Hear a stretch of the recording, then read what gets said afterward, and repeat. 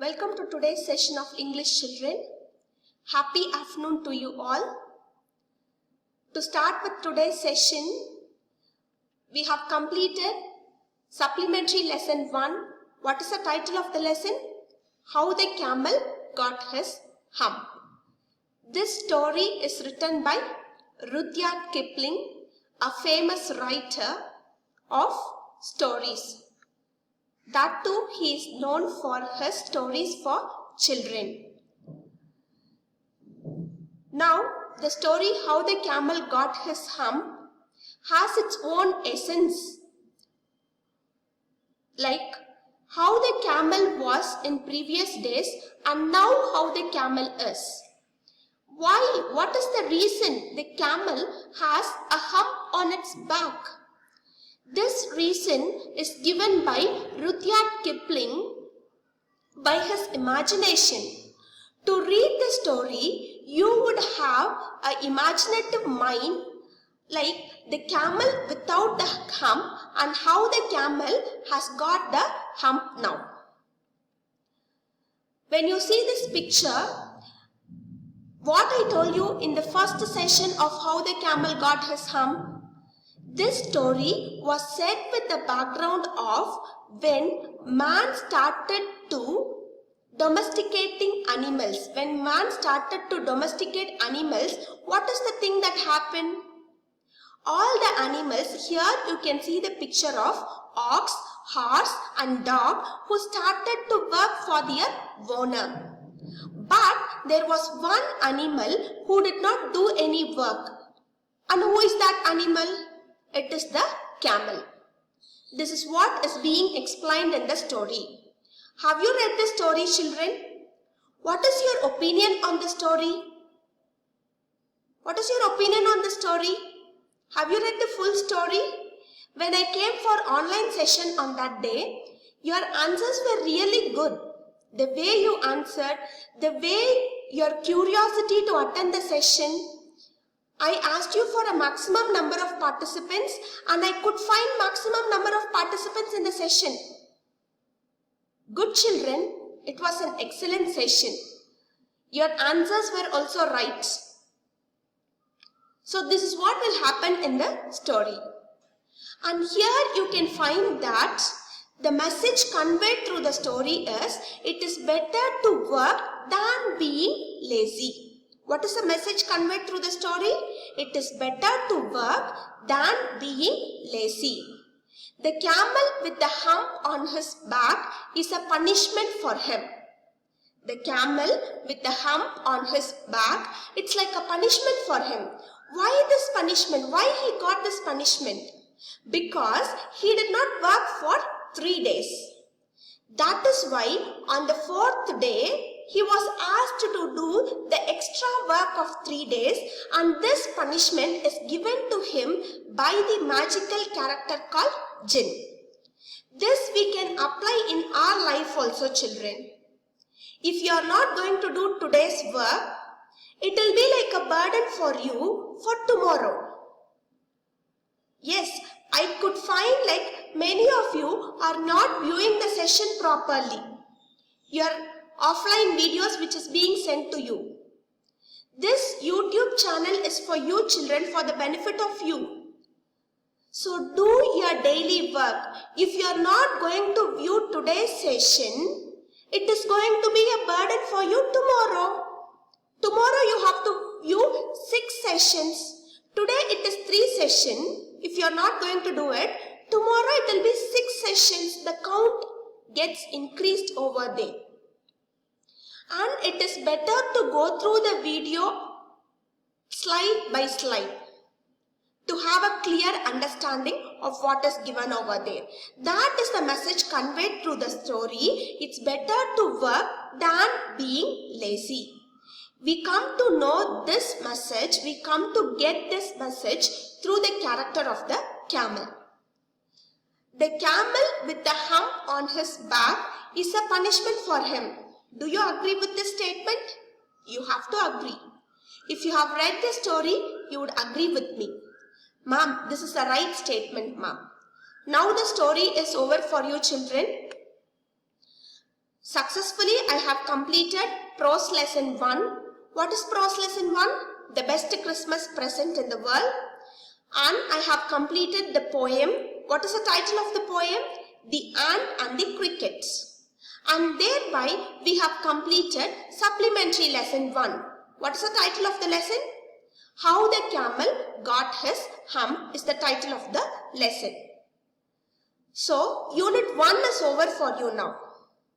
Unit 1 is over for you now, and you are going to prepare yourself for a test. This test will be conducted for you next week. Am I clear, children? This test will be conducted for you by next week, Tuesday. I will set a question paper for 25 marks from Unit 1 and you are going to write a test. Unit 1 covers, tell me what are the topics? The best Christmas present in the world, the poem, the ant and the cricket, and this story, how the camel got his hump. Get ready for the test. I will tell you the ways how to get ready for the test. First thing what you have to do is, you just sit and analyze yourself. Have you seen all the videos in a detailed way? Have you understood all the videos which is sent to you till now in a detailed way? Then come to an understanding of which part is clear for you and which part is not clear for you. You can just sort out things like that, the part which is clear for you and the part which is not clear for you. Then you can start preparing. Is it clear for everyone? Sit with the videos, with the textbook, start preparing for your test. Next week, Tuesday, you will have a test on Unit 1. Covering all these 3 things, prose lesson, poem and supplementary. Will you prepare for a test with your textbook and with the videos which has been sent to you? If you have doubts in any of the videos, you can just switch over to the videos. You can watch it there in our GGV Digital School. All these videos are there in your GGV Digital School with the ID of GGV S8. If it is for class 8, you have to search like GGV S8. Subject English, you have to search like this. Am I clear, children? If you are going to search the videos like this, you will get the videos there. You can prepare for your test. We are going to get into the next topic now. So I have given you an introductory slide here. A boy is standing and there is a sun clock, timetable. And some things are hidden for you. How to score good marks in exams. You can find this on the slide. Tips to score good marks in board examination. You are in your 8th standard now. One more year is there to cross your 9th standard. And after crossing 9th standard, you will be in 10th standard, whereas your marks is going to count for you. Tips to score good marks in board exam. We are going to see a topic related to this. Could you guess what will be the topic, children? Is there any guess? What will be the topic for today? Come on. Think over. Have a good introspection of what will be the topic. Mom is giving a slide like how to score good marks in exams. And she is also saying like tips to score good marks in board examination. What is the topic then? What is the topic we are going to see? Is there any guess? The topic which you are going to see today, you would have learnt in other classes also, and you are following it. It is just coming with you. Even you would have read this topic in 4th standard. And in 5th standard also you had the same topic. 6th, 7th, when you cross the other classes, you are having the same topic to be followed. Could you guess what will be the topic then? Yes, your guess is right. We are going to see a letter writing. Okay, we are going to see a letter. Letter writing. When you see the title letter writing, what comes to your mind? You started writing letters from class 4. Did you start writing letters from class 4 or not? Yes. Are you familiar with letters now? Can you tell in a confident way, like if a heading is given to me, you'll be able to write a letter? Either formal letter or informal letter. Are you confident enough, children? Can you say like that? Ma'am, I am confident enough. If you are going to give me a heading, I can write the letter and I'll be able to score full marks, ma'am. Will you say like that? No, it's a question mark again. Even though you are learning this from your class 4, you have a confusion. How a formal letter will be and how a formal letter should be and how an informal letter should be. There is a confusion in your mind. So this session is going to clear all your doubts. Is it right, children? This session is going to clear your doubt how to write a letter. I am going to give you a format of formal letter. You can make a note of it in your classwork notebook. I am going to teach you the format of formal letter. You have to write in your classwork notebook. Is it clear for everyone? I am going to give you the format of formal letter. You have to write it in your classwork notebook. Listen to the session carefully. When I give you a heading to write a letter, you should follow that in your composition notebook. Now, the format which I am going to give you, start writing with the date and give the heading as letter writing and start doing the things. Is it clear for everyone where you are going to write this format? You are going to write this in your classwork notebook. Now you can classify letters. How letters are classified? Letters are broadly classified as formal letter and informal letter. Come on, how you can categorize letters, children? Which are the thing that comes under formal letter? Can you tell me which are the thing that comes under formal letter?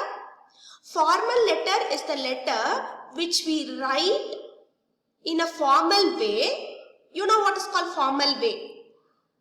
To the higher authority, like the letters which we write to schools for leave, and we write to office, we write to newspaper, we write to collector, we write to some book centers, bookstores.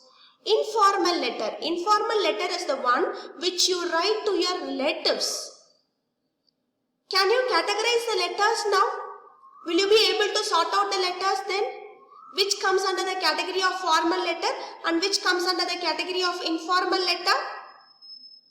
Have you got an idea? So this is the topic which we are going to see today. What is the topic we are going to see today? We are going to see the classification of letters, that is formal and informal letter. In this classification of letters, we are going to see formal letter. We are going to focus only on formal letter and I am going to teach you what is the format of formal letter. So if you are going to read this format now, if you are going to register things in your mind now, this should not get erased from your memory. See to that this should stay in your memory till you come to the class 10. Till you reach 10th standard. Is it clear? So this is the thing which you are going to have in your mind. What we are going to learn today? We are going to learn the format of formal letter. And where you are going to write this format of formal letter? You are going to write it in your classwork notebook with date.